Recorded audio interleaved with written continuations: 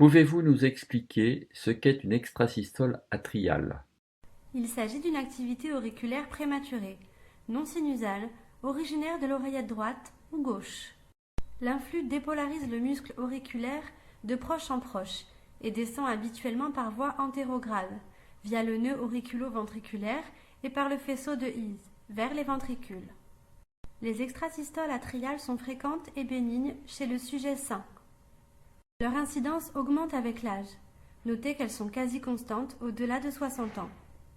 Si les extrasystoles atriales surviennent chez un patient souffrant d'une cardiopathie, ou si extrasystoles atriales ont comme caractéristique d'être polymorphes et à couplage court, elles exposent à une arythmie auriculaire en salve ou soutenue.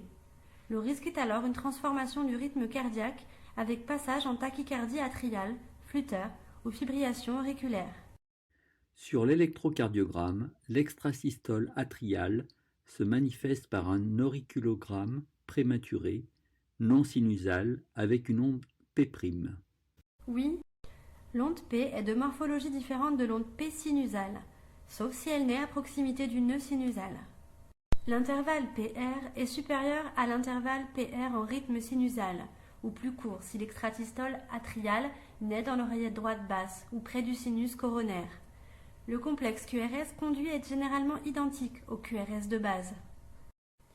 Certaines extrasystoles atriales, conduites précocement, peuvent entraîner un bloc auriculo-ventriculaire si elles arrivent dans le nœud auriculo-ventriculaire au cours de sa période réfractaire. Le bloc auriculo-ventriculaire est partiel, avec un PR long ou complet lorsque l'onde P est bloquée. Sachez que les extrasystoles atriales peuvent aussi entraîner un bloc de branche par un phénomène d'aberration ventriculaire. Enfin, certaines extrasystoles atriales surviennent de façon régulière tous les 2 ou 3 complexes P-QRS. On parle d'extrasystole atriale bigéminée ou trigéminée.